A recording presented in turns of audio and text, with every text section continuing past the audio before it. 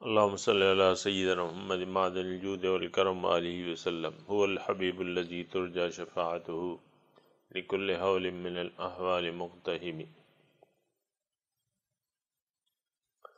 سامعین اور ناظرین اکرام، السلام علیکم ورحمۃ اللہ وبرکاتہ۔ سورہ مائدہ آیت نمبر 27۔ اعوذ باللہ من الشیطان الرجیم، بسم اللہ الرحمن الرحیم۔ وَاتْلُ عَلَيْهِمْ نَبَأَ ابْنَيْ آدَمَ بِالْحَقِّ إِذْ قَرَّبَ قُرْبَانًا فَتُقَبِّلَ مِنْ أَحَدِهِمَا وَلَمْ يُتَقَبَّلْ مِنَ الْآخَرِ قَالَ لَأَقْتُلَنَّكَ قال انما يتقبل الله من المتقين لئن بسطت الي يدك لتقتلني ما انا بباسط يدي اليك لاقتلك اني اخاف الله رب العالمين اني اريد ان تبوء باسمي واسمك فتكون من اصحاب النار وذلك جزاء الظالمين۔ فطوعت له نفسه قتل أخيه فقتله فأصبح من الخاسرين۔ فبعث الله غرابا يبحث في الأرض ليريه كيف يواري سوءة أخيه قال يا ويلتى أعجزت أن أكون مثل هذا الغراب فأواري سوءة أخي فأصبح من النادمين۔ من أجل ذلك كتبنا على بني إسرائيل أنه من قتل نفسا بغير نفس أو فساد في الأرض فكأنما قتل الناس جميعا ومن أحياها فكأنما أحيا الناس جميعا ولقد جاءتهم رسلنا بالبينات ثم إن كثيرا منهم بعد ذلك في الأرض لمسرفون۔ إنما جزاء الذين يحاربون الله ورسوله ويسعون في الأرض فسادا أن يقتلوا أو يسلبوا أو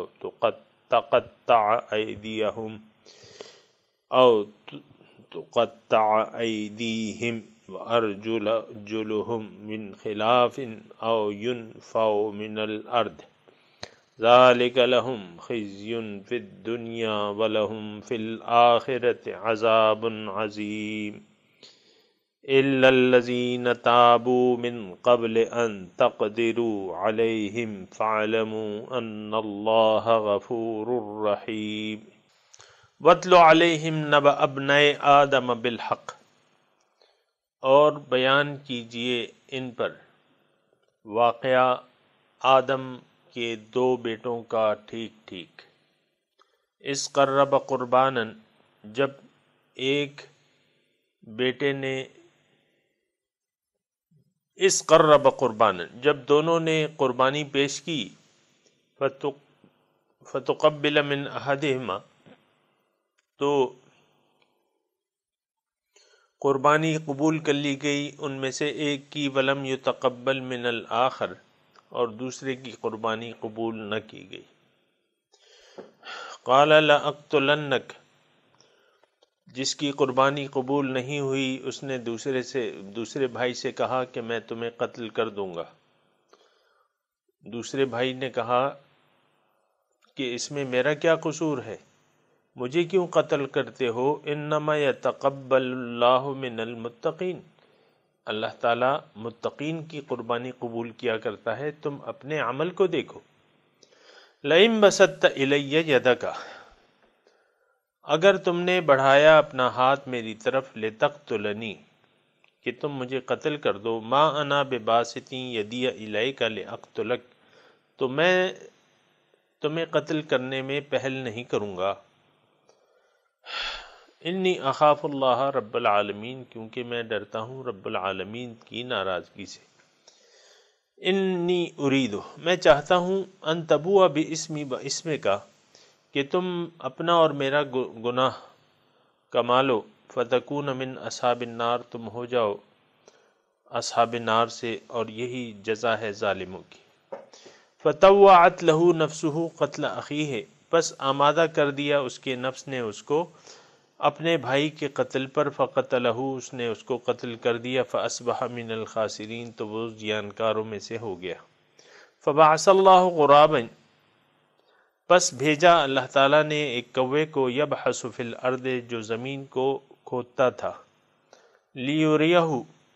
یہ بتانے کے لیے تاکہ وہ دیکھے، کیف یواری سوءۃ اخی، کہ اپنے بھائی کی لاش کو کیسے چھپائے۔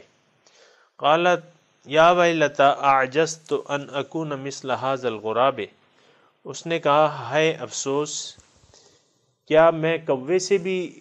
گزرا ہو گیا کہ میں چھپا دوں اپنی بھائی کی لاش کو۔ فاصبح من النادمین، تو ہو گیا وہ ندامت اٹھانے والوں میں سے۔ من اجل ذالک، اس واقعے کی بنا، کتبنا علی بنی اسرائیل، میں نے فرض کر دیا بنی اسرائیل پہ، انہ من قتل نفسا بغیر نفس، کہ جس نے کسی کو بغیر کسی وجہ کے قتل کیا، او فساد فی الارض، یا بغیر اس کے کہ اس نے فساد کیا تھا زمین میں، یعنی بغیر کسی وجوہات کے، ناحق کسی نے جان لے لی، فکأنما قتل الناس جميعا، تو گویا کہ اس نے قتل کیا لوگوں کو، تمام لوگوں کو قتل کر دیا۔ ومن احیاھا، اور جس نے زندہ کیا ایک انسان کو، فکأنما احیا الناس جميعا، گویا کہ اس نے ساری انسانیت کو زندہ کیا۔ وَلَقَدْ جَاءَتْهُمْ رُسُلُنَا بِالْبَيِّنَاتِ، اور یقیناً آ گئے ان کے پاس میرے رسول واضح دلائل لے کر، ثُمَّ إِنَّ كَثِيرًا مِّنْهُمْ بَعْدَ ذَلِكَ فِي الْأَرْضِ لَمُسْرِفُونَ، اس کے باوجود بہت سے لوگ جو ہیں زمین میں حد سے تجاوز کرتے ہیں۔ اور انما جزاء الذین یحاربون اللہ ورسولہ، بے شک بدلہ ان لوگوں کا جو لڑتے ہیں اللہ اور اس کے رسول سے، وَيَسْعَوْنَ فِي الْأَرْضِ فَسَادًا، اور تلاش کرتے ہیں زمین میں فساد، کوشش کرتے ہیں فساد پھیلانے کی، ان کا نتیجہ کیا ہے یا ان کا بدلہ کیا ہے؟ ان یقتلوا، کہ ان کو قتل کر دیا جائے یا سولی پہ چڑھا دیا جائے، اور تقطع ایدیہم، یا ان کے ہاتھوں کو قتل کاٹ دیا جائے، اور ان کے پاؤں کو من خلاف، برخلاف، او ینفوا من الارض، یا زمین سے وہ نکال دیے جائیں۔ ذالک لہم خزی فی الدنیا والآخرہ، ان کے لیے شرمندگی ہے دنیا اور آخرت میں، اور فی الدنیا، ان کے لیے شرمندگی ہے دنیا میں، وَلَهُمْ فِي الْآخِرَةِ عَذَابٌ عَظِيمٌ، اور ان کے لیے آخرت میں بڑا عذاب ہے۔ إِلَّا الَّذِينَ تَابُوا مِن قَبْلِ أَن تَقْدِرُوا عَلَيْهِمْ، لیکن وہ لوگ جو اپنی روش سے باز آ گئے قبل اس کے کہ آپ ان پر قابو پاؤ، فَاعْلَمُوا، تو ان کو معاف کر دو، اور یہ جان لو کہ ان اللہ غفور الرحیم، اللہ تعالیٰ بخشنے والا مہربان ہے۔ سامعین، سورہ مائدہ مسلمانوں کے یعنی اجتماعی جو معاشرتی مضامین ہیں اس کے متعلق اس میں ہدایات ہیں۔ اللہ تعالیٰ مختلف طریقوں سے مختلف حقیقتوں کو اللہ تعالیٰ بیان کر رہا ہے، اور آج کا یہ واقعہ جو ہے، سامعین اکرام، اگر آپ کی اگر توجہ ہو تو موسیٰ علیہ السلام کا قصہ بیان ہو رہا تھا، اور موسیٰ علیہ السلام یعنی موسیٰ علیہ السلام کی قوم کی جو عادتیں تھیں، جو پیغمبروں کی انہوں نے خلاف ورزی کی، اس کا بھی بیان ہو رہا تھا۔ اور دوسرا مضمون سامعین کرام یہ وَقَالُوا لَن نُؤْمِنَ لَكَ أَن تُنَزِّلَ عَلَيْنَا كِتَابًا نَقْرَؤُهُ، تنزل علینا کتابا من السماء نقرؤہ او کما قال، یہ سورہ اس سے پہلے جو سورت تھی سورہ نساء اس کا مضمون تھا، اور وہی مضمون چلا آ رہا ہے۔ بات یہ تھی سامعین کرام کہ یہود، یعنی اس واقعے کا میں آپ کو کچھ تھوڑا سا پس منظر بیان کروں، اور ویسے تو یعنی یہ آیت یہ نہیں کہ غیر مربوط ہے، کیونکہ واقعہ بیان ہو رہا تھا بنی اسرائیل کا کہ انہوں نے موسیٰ علیہ السلام کی بات کو ماننے سے انکار کر دیا، اور آج واقعہ بیان ہو رہا ہے آدم کے 2 بیٹوں کا، جنہوں نے قربانی پیش کی تو ایک کی قربانی قبول نہ ہوئی، دوسرے نے حسد میں آ کے اس کو قتل کر دیا۔ تو بظاہر یہ غیر مربوط لگ رہے ہیں، لیکن غیر مربوط نہیں ہے سامعین کرام، اور ایک گہرا ربط تو ان الفاظ سے ظاہر ہے، وَاتْلُ عَلَيْهِمْ نَبَأَ ابْنَيْ آدَمَ بِالْحَقِّ، اور یہ واو جو ہے اس کا مطلب یہ ہے کہ اور کا مطلب کیا ہے کہ یہ مضمون جڑا ہوا ہے پچھلے مضمون سے۔ سامعین کرام، یہ بنی اسرائیل کے جو واقعات ہیں یہ ہمارے لیے بیان ہو رہے ہیں، اور ان کی وجوہات، آج کا سبق جو خاص طور پہ میں آپ کو ایک اس کا ربط بتا رہا ہوں، یعنی بنی اسرائیل یعنی یہود نے خاص طور پہ جو کہ مدینے میں آباد تھے یا ارد گرد آباد تھے یہود، انہوں نے کیا کیا؟ انہوں نے حضور کی رسالت سے انکار کر دیا، قرآن کو ماننے سے انکار کر دیا، حضور صلی اللہ علیہ وسلم کو نبی ماننے سے انکار کر دیا۔ ایسا کیوں ہوا؟ ایسا محض ان کے حسد کی وجہ سے ہوا۔ یعنی حسد کیا تھا؟ حسدا من عند انفسہم من بعد ما تبین لہم الحق، ان کی حسد کی وجہ سے کہ بنو اسماعیل میں کیوں پیغمبر آ گیا، بنی اسرائیل میں کیوں نہیں آیا، یہ ایک حسد تھی اور جلن تھی۔ اور حسد جو ہے سامعین اکرام انسان کے اخلاق رذیلہ میں ایک صفت ہے، جو کہ اللہ تعالیٰ نے انسان کو اخلاق رذیلہ دیے ہوئے ہیں، اور وہ کسی خاص وجہ سے دیے ہوئے ہیں تاکہ یہ اس کی اصلاح کر لے اور اپنے آپ کو اس سے پاک کر لے۔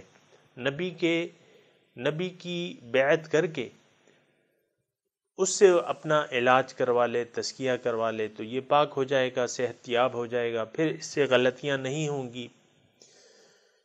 لیکن اگر کسی نے اپنا تزکیہ نہ کیا سامعین کرام،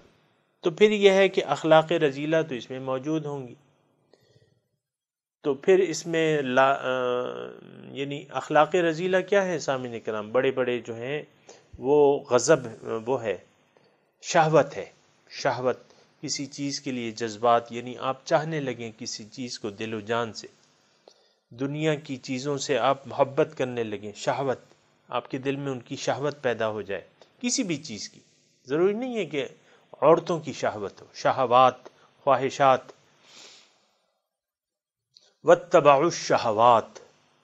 فَخَلَفَ مِن بَعْدِهِمْ خَلْفٌ أَضَاعُوا الصَّلَاةَ وَاتَّبَعُوا الشَّهَوَاتِ، انہوں نے یعنی ان کے جانشین ہو گئے، نیک لوگوں کے نااہل جانشین۔ اضاعوا الصلاۃ، نماز کا جو مضمون تھا، نماز کا جو طریقہ تھا وہ ضائع کر دیا، اور اس کے برمقابل خواہشات نفس کی پیروی کرنے لگے۔ یہ سامعین کرام یعنی یہ بات ضرور ذہن میں رکھیں کہ تمام جو خرابیاں پیدا ہوتی ہیں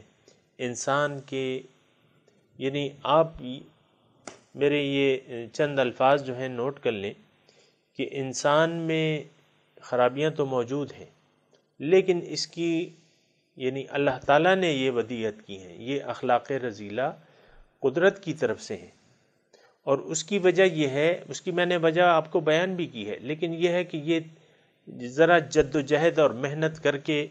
اور اللہ تعالیٰ کی ہدایت پر عمل کر کے، رسول کے طریقے پر چل کے، یہ ان خرابیوں سے، ان اخلاقی بیماریوں سے نجات پا سکتا ہے۔ لیکن اگر کسی نے اپنی زندگی کو بامقصد نہیں بنایا، اللہ کو اپنا مقصود و مطلوب نہیں بنایا، تو پھر یہ ہے کہ یہ اخلاقی بیماریاں اس میں موجود رہیں گی، اور اس سے جو ہے معاشرے میں بگاڑ پیدا ہوگا، معاشرے میں قتل مقاتلے پیدا ہوں گے، حسد ہوگا، بغض ہوگا، اور دوسروں کو آپ نقصان پہنچانے کی کوشش کریں گے۔ اور میں آپ کو کہہ رہا تھا کہ وہ اخلاق رذیلہ کیا ہیں؟ بڑے بڑے لالچ ہے، اس میں کبر ہے، حسد ہے، بغض ہے، کینہ ہے، شہوت ہے، اور مال کی محبت ہے، مال اور اولاد کی محبت ہے، بیوی کی محبت ہے، شوہر کی محبت ہے۔ تو یہ ساری جو ہے غیر اللہ سے محبتیں ہیں، اور ان کی طرف نظر جاتی ہے، اور پھر مال کی محبت اور بخل انسان میں پیدا ہوتی ہے، لالچ ہوتی ہے، اس میں حسد ہوتا ہے، کینہ ہوتا ہے، بغض ہوتا ہے، کبر ہوتا ہے، یہ ساری صفات ہوتی ہیں یعنی اخلاق رذیلہ میں۔ لیکن اب اللہ تعالیٰ نے انسان کو پیدا کیا ہے، ساتھ ہدایت اور ساتھ پیغمبروں کا سلسلہ اللہ تعالیٰ نے قائم کیا ہے، تو جو ان کی صحبت میں رہے اور ان پر ایمان لے آئے، اور انہوں نے راہ راست کو سیدھے راستے کا انتخاب کر لیا اور پیغمبر کا اتباع کرنے لگے، وہ تو ان بیماریوں سے نجات پا جائیں گے اور اللہ تعالیٰ کے قریب ہو جائیں گے۔ اگر ایسا نہ ہوا، یعنی کسی نے اللہ کو اپنا مقصد واحد تسلیم نہ کیا، محبوب اللہ تعالیٰ کو نہ بنایا، اور اللہ کی بندگی صحیح نہ کی، تو پھر یہ جو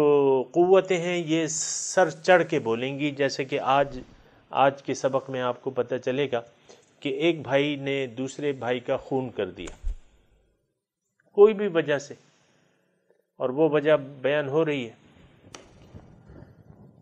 تو بنی اسرائیل، اس کا سامعین کرام میں تھوڑا سا آپ کو اس واقعے کا میں ربط بتا رہا ہوں۔ بنی اسرائیل میں کیا حسد اور جلن، یعنی حضور صلی اللہ علیہ وسلم کی نبوت سے انہوں نے انکار کیوں کیا؟ حسدا من عند انفسہم من بعد ما تبین لہم الحق، حسد کی وجہ سے، جلن کی وجہ سے، دوسرا دنیا پرستی کی وجہ سے، مال کی محبت کی وجہ سے، دنیا کی محبت کی وجہ سے انہوں نے رسول صلی اللہ علیہ وسلم کی تعلیمات سے انکار کر دیا، ان کی دعوت سے انکار کر دیا، قرآن سے انکار کر دیا، اور اپنے جو غلط نظریات ہیں ان پر اڑے رہے، جو غلط، تو اس کی وجوہات کیا تھی؟ حسد تھی۔ آج کا جو سبق ہے،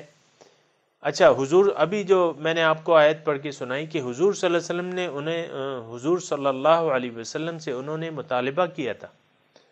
لن نؤمن لک حتی تنزل علینا کتابا من السماء نقرؤہ۔ یہ آیت کی سامعین کرام تصحیح کر دیتا ہوں میں، یسألک اہل الکتاب ان تنزل علیہم کتابا من السماء، یہ اہل کتاب اے محمد صلی اللہ علیہ وسلم، یہ یہود آپ سے سوال کرتے ہیں اور مطالبہ کرتے ہیں ان تنزل علیہم کتابا من السماء، کہ آپ ہمارے سامنے آسمان سے کتاب نازل کر دیجئے جس میں یہ لکھا ہو، ہمیں خطاب کیا گیا ہو کہ یہ میرا نبی ہے اللہ تعالیٰ کی طرف سے۔ یہود کہتے تھے اس میں ہمیں خطاب کیا گیا ہو کہ یہ میرا نبی ہے، ہم اس کو مان لو تو پھر ہم آپ کو مان لیں گے، لیکن وہ کتاب میں لکھا ہوا آنا چاہیے۔ تو یہ اتنا واہیات سوال تھا کہ اللہ تعالیٰ نے اس کا جواب دینا مناسب نہ سمجھا، بلکہ حضور صلی اللہ علیہ وسلم کو تسلی دی کہ یہ آپ سے ایسے سوالات کر رہے ہیں، ایسے مطالبات کر رہے ہیں، تو یہ کوئی تعجب کی بات نہیں ہے۔ فقط سألوا موسیٰ اکبر من ذلک فقالوا ارنا اللہ جہرۃ فاخذتهم الصاعقۃ بظلمہم، انہوں نے اللہ کے دیدار کا مطالبہ کر دیا تھا موسیٰ علیہ السلام سے، جو کہ بہت بڑی گستاخی تھی سامعین کرام۔ تو آپ اس پہ وہ نہ ہوئیے، یعنی خفا نہ ہوئیے، ان کی بات کو دل میں نہ ڈالے اور ان سے درگزر کریں۔ اور وہ پھر ساری جو بنی اسرائیل کے کرتوت تھے سامعین کرام، پھر اللہ تعالیٰ نے وہ بیان کیے ہیں اور کر رہا ہے۔ تو یہ یعنی اللہ تعالیٰ ایک تاریخی واقعہ کا تذکرہ کر رہا ہے کہ یہ بنی اسرائیل اگر ایسے مطالبات آپ سے کر رہے ہیں اور یہ حسد اور جلن کا شکار ہے،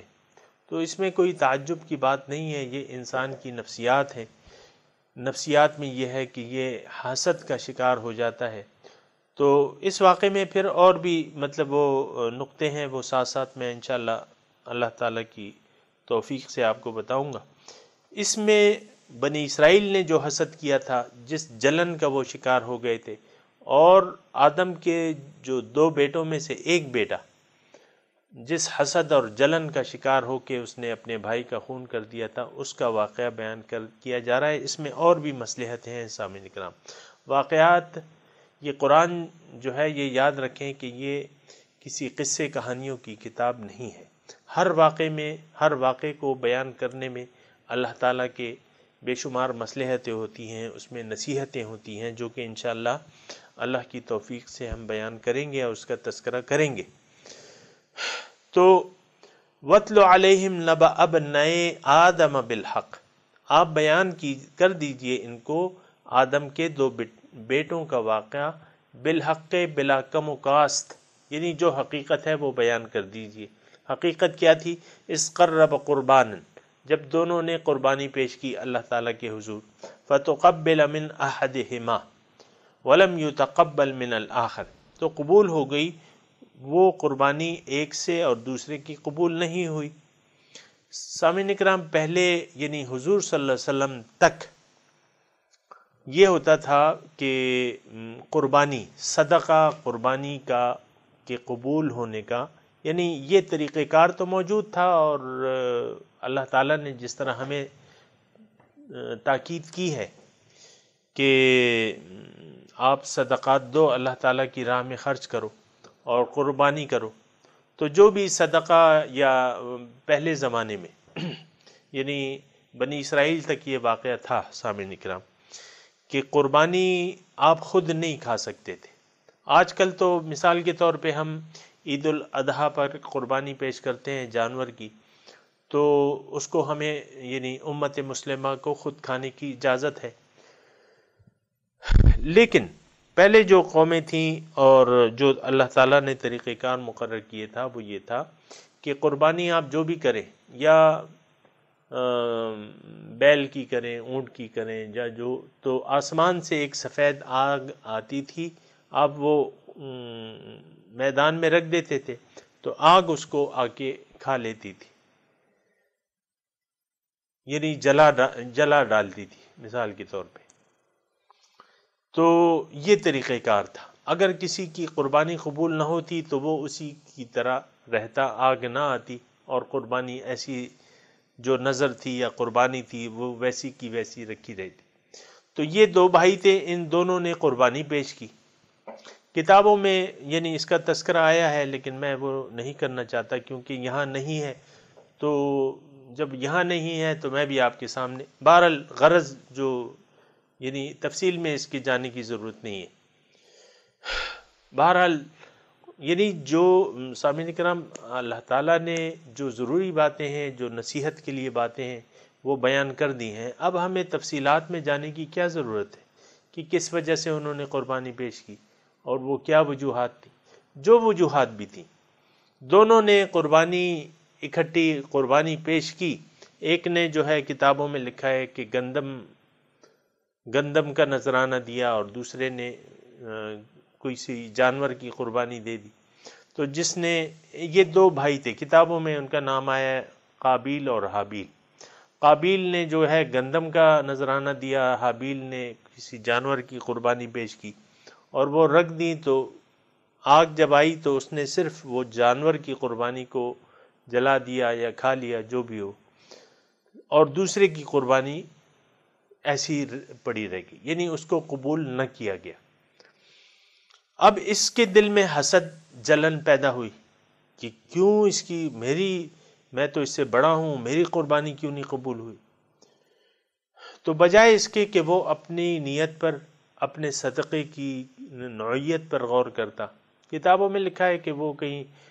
زمیندار تھا، کاشتکار تھا، اور جو گلے سڑے گندم تھے اس نے وہاں لا کے رکھ دیے تھے، اور یہ نیت تھی کہ بھئی قربانی قبول ہوئی یا نہ ہوئی، میں مجھے اس کی پرواہ نہیں ہے۔ تو چونکہ نیت بھی ٹھیک نہیں تھی اور قربانی جو تھی اللہ تعالیٰ کی راہ میں تو اچھی چیز دینی چاہیے، تو اس کی قربانی قبول نہ ہوئی، جو بھی وجوہات تھی۔ تو بجائے اس کے کہ یہ اپنا احتساب کرتا، کیونکہ یہ قربانی آگ تو اللہ تعالیٰ کی طرف سے بھیجی جاتی تھی، تو چاہیے یہ تھا کہ یہ اپنا احتساب کرتا، اپنی اصلاح کرتا، اور دوبارہ یعنی اللہ تعالیٰ کی راہ میں اپنی اصلاح کر کے دوبارہ قربانی پیش کرتا۔ تو اس نے ایسا نہ کیا، بلکہ حسد اور جلن کا شکار ہو کے اپنے چھوٹے بھائی کو کہا کہ بھئی یہ کیا ہوا، میں تو تمہیں نہیں چھوڑوں گا اور میں تمہیں قتل کر دوں گا۔ قابیل نے حابیل کو کہا، تو حابیل نے ان کو کہا کہ بھئی اس میں میرا کیا قصور ہے، اگر قربانی آپ کی قبول نہیں ہوئی ہے تو اس میں میرا تو کوئی قصور نہیں ہے، آپ نے مجھے کیوں قتل کرنے کا ارادہ کر لیا؟ تو یہ بات انہوں نے کی۔ اور دیکھیں اگر آپ کی نیت صحیح ہوتی اور آپ کا تقوی کا جذبہ ہوتا تو آپ کی قربانی ضرور قبول ہوتی۔ تو آپ اپنی اصلاح کی فکر کیجئے، آپ میرے کیوں در پہ ہو گئے؟ انما یتقبل اللہ من المتقین، بے شک اللہ تعالیٰ متقین کی قربانی قبول کرتا ہے۔ تو ترجمہ میں پڑھ دیتا ہوں، وَاتْلُ عَلَيْهِمْ نَبَأَ ابْنَيْ آدَمَ بِالْحَقِّ، ان کو بیان کیجئے آدم کے دو بیٹوں کا واقعہ بلا کم و کاست۔ اِذْ قَرَّبَ قُرْبَانًا، جبکہ قربانی پیش کی ان دونوں نے، فَتُقَبِّلَ مِنْ أَحَدِهِمَا، تو قبول ہو گئی ان میں سے ایک کی، وَلَمْ يُتَقَبَّلْ مِنَ الْآخَرِ، اور دوسرے کی قربانی قبول نہ ہوئی۔ تو جس کی قبول نہ ہوئی کتابوں میں ان کا نام آیا قابیل، تو انہوں نے حابیل سے کہا لَأَقْتُلَنَّكَ، یعنی حسد اور جلن کی وجہ سے ان کو نقصان پہنچانے کا ارادہ کر لیا۔ اور سامعین کرام، یعنی یہاں نقطہ یہ ہے کہ اللہ تعالیٰ یعنی بجائے اس کے کہ آپ کسی سے حسد کریں، جلن کریں اور اس کو نقصان پہنچانے کی کوشش کریں، تو بہتر یہ ہے کہ آپ اپنی نیتوں کو دیکھیں، اپنے اعمال کو دیکھیں۔ اللہ تعالیٰ تو ہماری حدیث کا مضمون ہے کہ ان اللہ لا ينظر الى صورکم واعمالکم، اللہ تعالیٰ تمہاری صورتوں، تمہارے اعمال کو نہیں دیکھتا، ولکن ينظر الى قلوبکم، اللہ تعالیٰ تمہارے دل کو دیکھتا ہے، تمہاری نیت کو دیکھتا ہے۔ تو اب حضور صلی اللہ علیہ وسلم، ساتھ ساتھ میں سامعین کرام وہ شان نزول کے مطابق بھی تھوڑا سا اشارہ کرتا جاتا ہوں۔ حضور صلی اللہ علیہ وسلم جب تشریف لائے، یہ یہود جو تھے یہ مدینہ آئے اس لیے تھے کہ وہ نبی آخر الزمان جس کی تمام نشانیاں ان کی کتابوں میں موجود تھی، وہ جب آئیں گے سب سے پہلے ہم ان پر ایمان لا کر اپنے دشمنوں پر سرخرو ہوں گے۔ تو جب حضور صلی اللہ علیہ وسلم تشریف لائے تو مختلف وجوہات کی بنا، جن میں ایک وجہ جو ہے ان کی حسد بھی تھا کہ انہوں نے یہ کہا کہ بنو اسرائیل میں یہ آئیں گے۔ انہوں نے جب بنو اسماعیل میں آ گئے تو انہوں نے وہ ماننے سے انکار کر دیا۔ تو فَتُقَبِّلَ مِنْ أَحَدِهِمَا وَلَمْ يُتَقَبَّلْ مِنْ الْآخَرِ، پھر اس نے کہا لَأَقْتُلَنَّكَ، میں تمہیں قتل کروں گا۔ سامعین کرام، حضور صلی اللہ علیہ وسلم کو دو مواقع پہ یہودیوں نے قتل کرنے کی کوشش کی۔ ایک تو میں اگر بھول نہیں رہا، ایک تو بنی قریظہ تھے، جب حضور صلی اللہ علیہ وسلم کسی دیت کے وصولی معاہدے کے تحت کسی دیت کی میں شراکت کے لیے ان کے پاس گئے تھے، تو انہوں نے مشورہ کیا کہ حضور صلی اللہ علیہ وسلم پہ اوپر سے ایک پتھر گرا دیا جائے۔ اللہ تعالیٰ نے حضور صلی اللہ علیہ وسلم کو آگاہ کر دیا، حضور صلی اللہ علیہ وسلم کو اللہ تعالیٰ نے ان کی شر سے بچا لیا۔ تو ایک یہ موقع تھا، اور دوسرا غزوہ خیبر میں ایک عورت نے حضور صلی اللہ علیہ وسلم کو زہر ملی بھنی ہوئی بکری کا نذرانہ پیش کیا، اس میں بھی حضور صلی اللہ علیہ وسلم کی جان لینے کی انہوں نے کوشش کی۔ تو یہ دیکھیں، انہوں نے نہ صرف یہ کہ حضور صلی اللہ علیہ وسلم کی تعلیمات سے انکار کیا، ان کی نبوت سے انکار کیا، ان پر جو کلام آیا تھا اس سے انکار کیا، لیکن ان کی جان لینے سے بھی دریغ نہ کیا سامعین کرام۔ اور آپ دیکھ لیں، یہود کی تو تاریخ آپ کے سامنے، جو مدینے کی تاریخ ہے وہ آپ کے واضح ہے۔ اور مدینے کو چھوڑے، اپنے مطلب مدینے کو تو ابھی کا واقعہ ہے، لیکن انہوں نے اپنے پیغمبران کرام کو فلما یعنی وَيَقْتُلُونَ الْأَنْبِيَاءَ بِغَيْرِ الْحَقِّ، بغیر کسی وجہ کے اپنے انبیاء کو انہوں نے قتل کیا۔ تو اس میں سامعین کرام اس کو بھی دیکھ لیں۔ اور حضور صلی اللہ علیہ وسلم کو تو سب سے بڑی انہوں نے نقصان پہنچانے کی کوشش کی، جن کو اللہ تعالیٰ نے ان کو ذلیل و خوار کر دیا۔ تو یعنی بجائے اس کے کہ یہ حضور صلی اللہ علیہ وسلم پر ایمان لاتے یہود، بجائے اس کے کہ ان پر ایمان لاتے، ان کی تصدیق کرتے، انہوں نے حضور صلی اللہ علیہ وسلم کی نبوت سے، ان کی جو قرآن تھا اس سے انکار کر دیا، اور حضور صلی اللہ علیہ وسلم کی یعنی مخالفت شروع کر دی، اور حضور صلی اللہ علیہ وسلم کو شہید کرنے کی بھی کوشش کی 2 مواقع پہ۔ تو یہ انسانی مطلب آپ دیکھ لیں سامعین کرام کہ انسان جو ہے جب گر جاتا ہے اور یہ دنیا کو ترجیح دینے لگتا ہے آخرت پر، تو سامعین کرام بڑی ایسی صورتحال ہے۔ آپ یہ نہ سمجھیں کہ بس یہ وہاں کے مدینے کے حالات ہیں، آج بھی ایسے ہی ہے سامعین کرام۔ آج بھی ہم حضور صلی اللہ علیہ وسلم کی تعلیمات سے ہم نے منہ پھیر لیا ہے، قرآن پاک پر عمل کرنے سے ہم کترا رہے ہیں، دین اسلام پر پورے داخل ہونے سے ہم انکار کر رہے ہیں۔ اللہ تعالیٰ اور اس کے رسول سے کھلی جنگ ہم نے اعلان کیا ہوا ہے کہ نہیں ماننا ہم نے، یعنی ہمارے اعمال ایسے ہیں سامعین کرام۔ تو قال لأقتلن قال انما يتقبل اللہ من المتقین، اللہ تو متقین سے تم اپنی اصلاح کر لو، اپنی نیت کی، اپنے اعمال کی اصلاح کر لو، تقوی کی روش اختیار کر لو، اللہ تعالیٰ تمہاری قربانی قبول ضرور کرے گا۔ اب اگر تم نے میرے قتل کا ارادہ کر لیا ہے، لئن بسطت الی یدک، اگر تم نے بڑھایا میری طرف اپنا ہاتھ، لتقتلنی، کہ تم مجھے قتل کر دو، ما انا بباسط یدی الیک لاقتلک، مجھے تو تمہاری نیت کا پتہ چل گیا، تم نے مجھے واضح طور پہ کہہ دیا، لیکن اب میں ایسا نہیں ہوں کہ میں یہ اس جنگ میں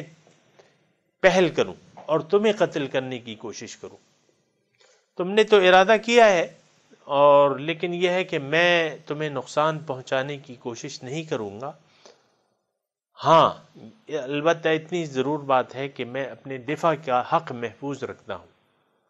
اور سامعین کرام، اگر یعنی یہ ایک اصول یاد رکھیں،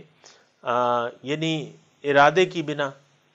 یا شک کی بنا کسی سے آپ بدلہ نہیں لے سکتے یا اس پر اقدام نہیں کر سکتے۔ اگر آپ کو شک ہے کہ فلاں شخص مجھے نقصان پہنچانا چاہتا ہے، تو آپ اس نقصان میں اس پر پہل نہ کریں، یعنی اس اقدام میں جو وہ کرنا چاہتا ہے، جو وہ نقصان، آپ نے اقدام نہیں کرنا، آپ نے صبر کرنا ہے، اور جب وہ اقدام کرے تو آپ کے پاس اپنے دفاع کا حق ہے کہ آپ اپنا دفاع کریں۔ تو قابیل سے حابیل نے کہا، آپ نے مجھے قتل کرنے کا ارادہ کیا ہے، لیکن آپ کے قتل یعنی آپ جب تک اقدام نہیں کرتے، میں آپ پر پہلے نہیں حملہ کروں گا۔ ہاں جب بھی آپ نے مجھ پہ حملہ کیا، مجھے اپنے دفاع کا حق ہے۔ یہ ایک بات یاد رکھیں، قانونی بات جو ہے وہ یہ ہے کہ اگر دفاع میں آپ نے کسی کو قتل کر دیا تو یہ جرم نہیں ہے۔ یعنی کوئی آدمی اگر آپ کو قتل کرنے کی کوشش کر رہا ہے، جواباً آپ نے اپنے دفاع میں کسی کو نقصان پہنچایا، تو یہ جائز ہے، یہ یہ صورت جو ہے جائز ہے، اس میں آپ گناہگار نہیں ہوتے، لیکن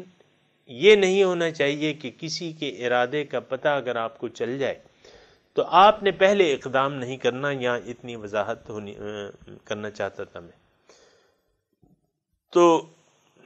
حابیل نے یہی کہا کہ لئن بسطت الی یدک،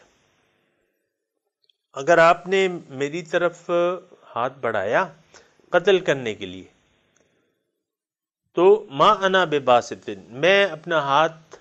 یعنی میں پہل آپ کے قتل میں نہیں کر سکتا، اگر آپ نے کی تو پھر میں اپنے دفاع کا حق رکھتا ہوں۔ انی اخاف اللہ رب العالمین، میں ڈرتا ہوں اپنے رب کی ناراضگی سے۔ انی ارید ان تبوء باسمی و اسمک فتکون من اصحاب النار، انی ارید، میں چاہتا ہوں کہ آپ کما لیں میرا اور اپنا گناہ اکٹھا اور اصحاب النار سے ہو جائیں۔ یعنی یہ ضروری نہیں ہے کہ یہ انہوں نے ایسے الفاظ کہے ہیں، یہ ضروری نہیں ہے انی اریدو، کیونکہ مسلمان کسی کے بارے میں برا نہیں چاہتا، لیکن یہ ایک قدرتی یعنی فعل کہ بھئی اگر اس نے اقدام کیا، ظاہر ہے اگر کسی حاسد نے آپ کے خلاف اقدام کیا، اقدام قتل، جواب میں آپ نے اسے قتل کر دیا، تو وہ اپنا گناہ بھی خود ہی اٹھائے گا، اور آپ نے جو اس کو قتل کر دیا، جس نے آپ کے قتل کا ارادہ کیا تھا، یہ دونوں گناہ جو ہے یہ اس کے سر ہوں گے۔ تو یہ مضمون ہے یہاں، انی ارید ان تبوء باسمی و اسمک، میں چاہتا ہوں، یعنی اگر آپ ایسا کریں گے تو یعنی آپ جب اقدام قتل کریں گے اور جواب میں آپ کو بالفرض قتل کر دوں، تو یہ دونوں گناہ آپ کے سر ہوں گے۔ فتکون من اصحاب النار، اور آپ دوزخی ہو جائیں گے۔ وذالک جزاء الظالمین، اور یہ جزا ہے ظالموں کی۔ فطوعت له نفسه قتل اخیہ فقتلہ فاصبح من الخاسرین، پس آمادہ کر لیا اس کو اس کے نفس نے اپنے بھائی کے قتل کے بارے میں، یعنی نفس آمادہ ہو گیا کہ اس کو قتل کر دوں، اس کو اپنے راستے سے ہٹا دوں، یہ تو بڑا متقی بنا پھرتا ہے اور نظر نیاز تو اسی کی قبول ہوتی ہے۔ تو فقتلہ، اس کو قتل کر دیا، ایک مسلمان نے دوسرے کو قتل کر دیا۔ فاصبح من الخاسرین، اب یہ نقصان اٹھانے والوں میں سے ہو گیا۔ اب وہ لاش جو ہے قتل یعنی غصے میں، ظاہر ہے کہ غصہ ہے، حسد ہے، جلن ہے، اس میں اس نے قتل کر دیا، اب یہ نادم ہو گیا، اور بھائی کی لاش جو ہے اس کا، یہ سامعین اکرام یہ بات نوٹ کر لیں کہ یہ پہلا قتل تھا، یہ پہلی یعنی قتل بھی تھی، اور پہلا انسان فوت ہو رہا تھا۔ اس سے پہلے حضرت آدم تھے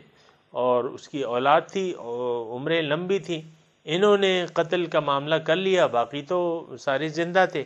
تو یہ پہلا وفات تھی، پہلا قتل تھا، اور مردے کو سنبھالنے کا طریقہ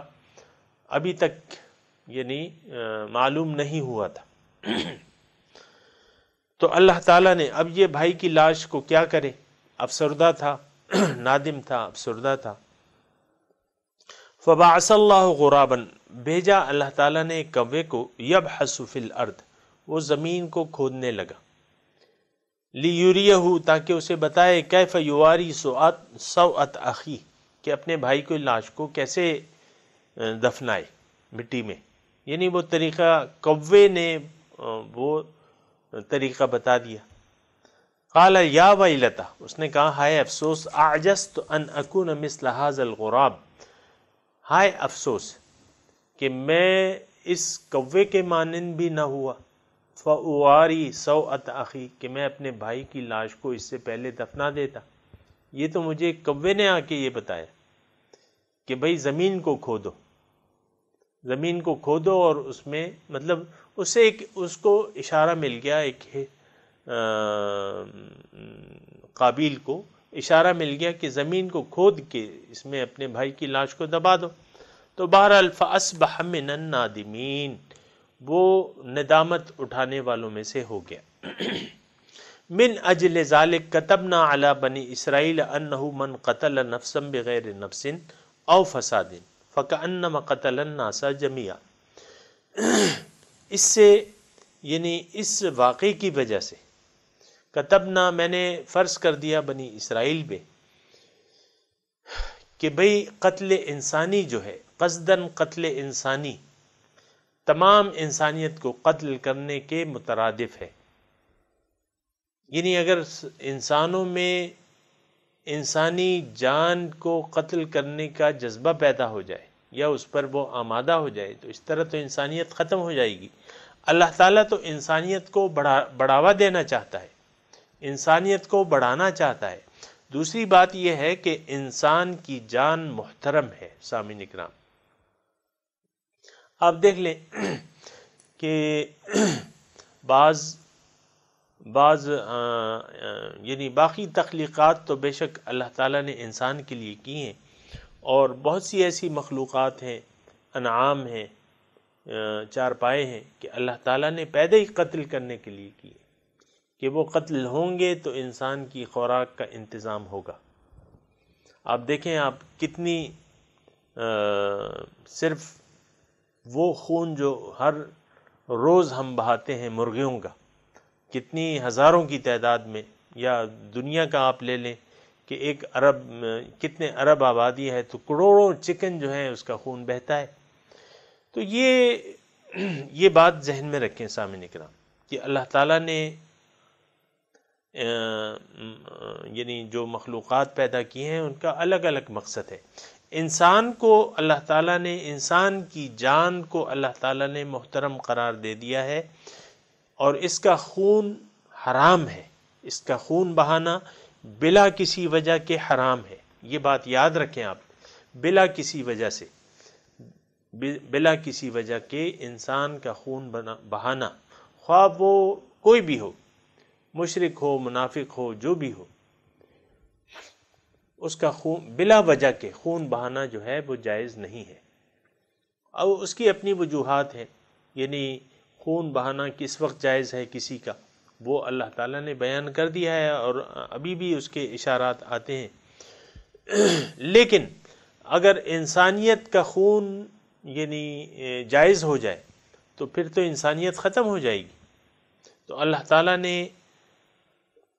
انسان کا خون دوسرے انسان کے لیے حرام کر دیا ہے، یعنی ایک کافر ہے اس کا بھی خون جو ہے جائز نہیں ہے بہانا، الا یہ کہ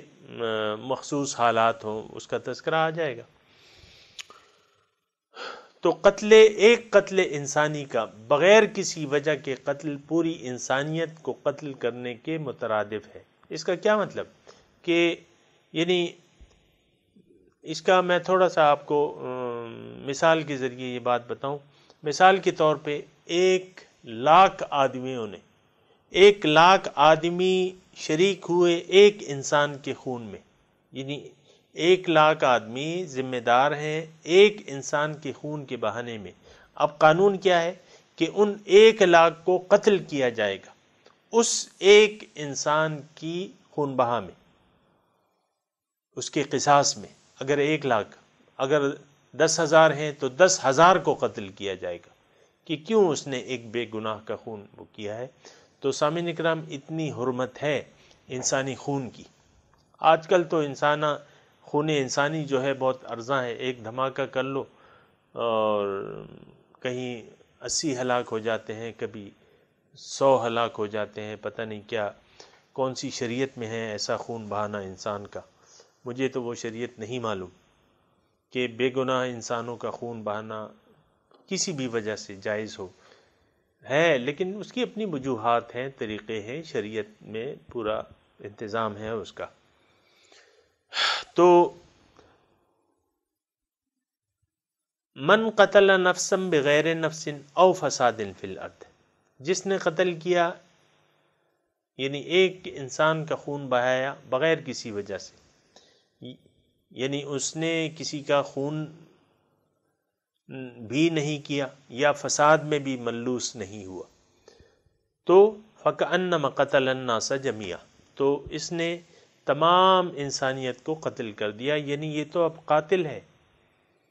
اور ایک انسانیت کا قتل ساری انسانیت، یہ اللہ تعالیٰ اس کی اجازت نہیں دیتا۔ سامعین اکرام، غیر مسلم کا خون بہانے کی بھی اللہ تعالیٰ اجازت نہیں دیتے ہیں، الا یہ کہ وہ مخصوص حالات پیدا ہو جائیں، جو کہ اس کی وجوہات ہیں۔ یعنی انسان کا خون بہانا حرام ہے سامعین کرام، بغیر کسی وجہ کے، یعنی یہ سوچنا یا ایسا کرنا، اللہ تعالیٰ تو یعنی انسان کو پیدا زندہ رہنے کے لیے کیا ہے، آپ اسے مارنا چاہتے ہیں بغیر کسی وجہ کے۔ تو ومن احیاہا، اور جس نے زندہ کیا یعنی کسی انسان کی جان بچائی، ایک انسان قتل ہونے والا تھا، کسی نے اس کی جان بچائی، اس کا مطلب کیا ہے؟ فَكَأَنَّمَا أَحْيَا النَّاسَ جَمِيعًا، اس نے ساری انسانیت کی جان بچائی۔ ایک انسان کی جان بچانا سارے، یعنی یہ ایک جذبہ ہے، اور اللہ تعالیٰ اس کا کتنا ثواب ہے انسان کی جان بچانا اور کتنا عذاب ہوگا، یہ آپ اس سے اندازہ لگا لیں۔ وَلَقَدْ جَاءَتْهُمْ رُسُلُنَا بِالْبَيِّنَاتِ، اب دیکھیں حابیل اور قابیل دونوں پیغمبر کے بیٹے تھے، اور ہدایت واضح تھی، لیکن پھر بھی انہوں نے، قابیل نے جو ہے حابیل پر ظلم کر کے اس کو قتل کر دیا، محض اپنی ذاتی انا کی تسکین کے لیے، یا حسد کی وجہ سے، یا بغض کی وجہ سے، حالانکہ پیغمبر کی ذات موجود تھی، پیغمبر کی ذات موجود تھی، ہدایت موجود تھی کہ ایسا کرنا حرام ہے۔ تو یہ تو اس واقعے میں ایسا ہوا، لیکن آج کیا حال ہے؟ یا یعنی جس شان نزول میں یہ آیات نازل ہوئی تھی،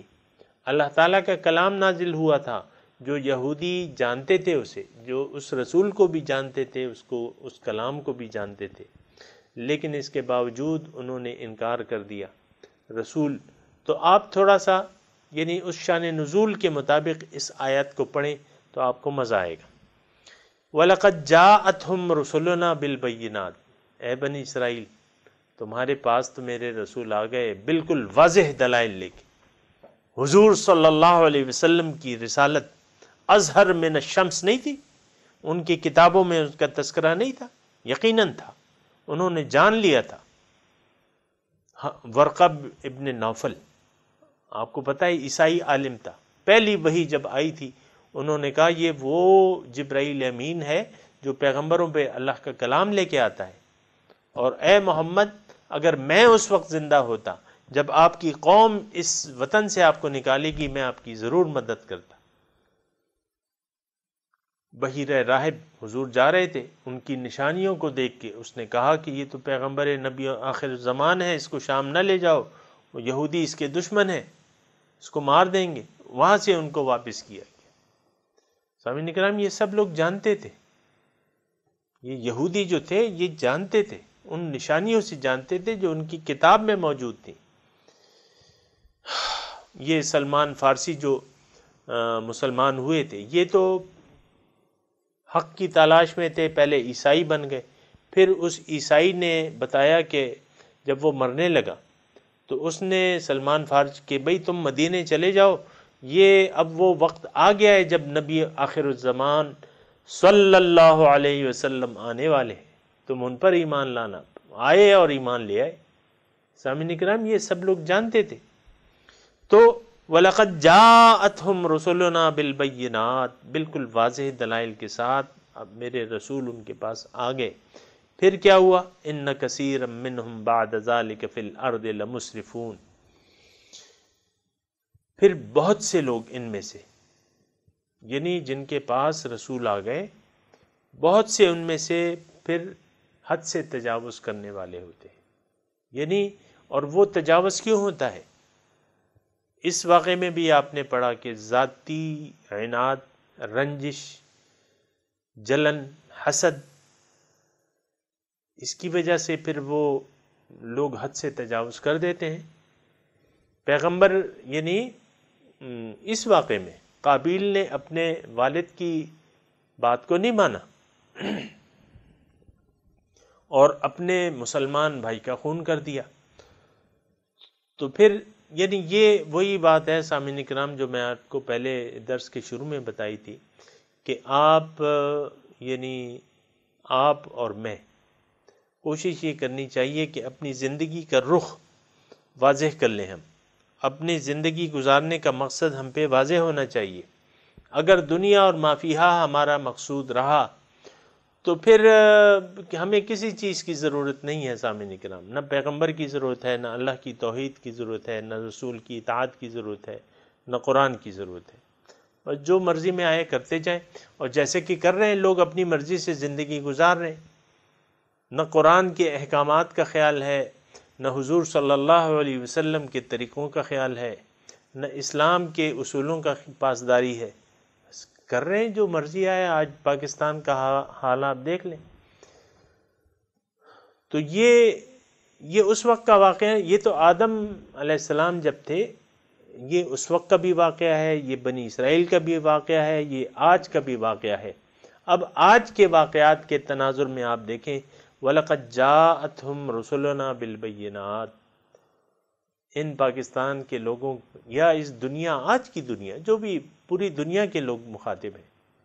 ان کے پاس میرے رسول واضح دلائل لے کے آ گئے۔ آج عیسائی جو ہیں مستشرق، یہ حضور صلی اللہ علیہ وسلم کی تعریفیں کرتے ہیں، کتابوں میں ایمان نہیں لاتے۔ مستشرقین جو ہیں وہ تعریفیں کرتے ہیں حضور۔ ہندوؤں میں بہت سے مفکر ایسے ہیں ان کے کہ جو حضور صلی اللہ علیہ وسلم کی نعتیں بھی لکھتے ہیں، یعنی آپ نے سنا ہوگا یا نہیں سنا ہوگا، بہرحال ہندوؤں میں بعض ایسے ہیں جنہوں نے نعتیں لکھی بھی ہیں حضور صلی اللہ علیہ وسلم کی شان میں، تعریف کرتے ہیں، لیکن بدبخت جو ہے ایمان لانے کو تیار نہیں ہے۔ عیسائی جو ہے حضور صلی اللہ علیہ وسلم کی تعریفیں کرتے ہیں مستشرقین،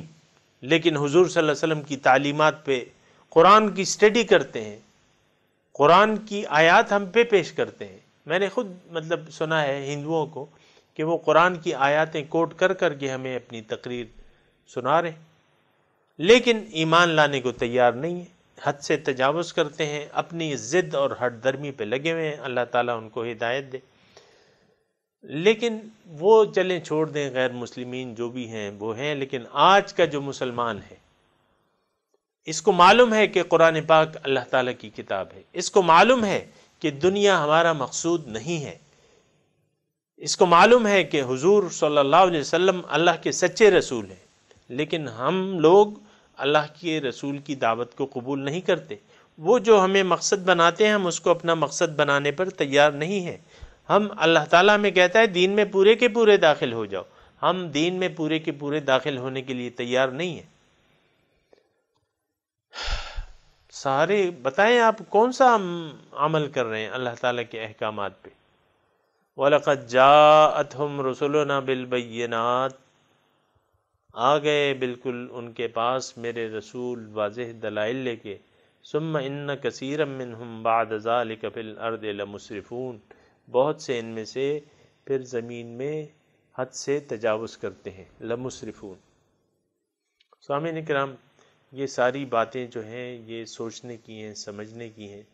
اللہ تعالیٰ مجھے اور آپ کو اللہ کے باتوں پر عمل کی توفیق عطا فرمائے۔ وآخر دعوانا ان الحمد للہ رب العالمین، والسلام علیکم ورحمۃ اللہ وبرکاتہ۔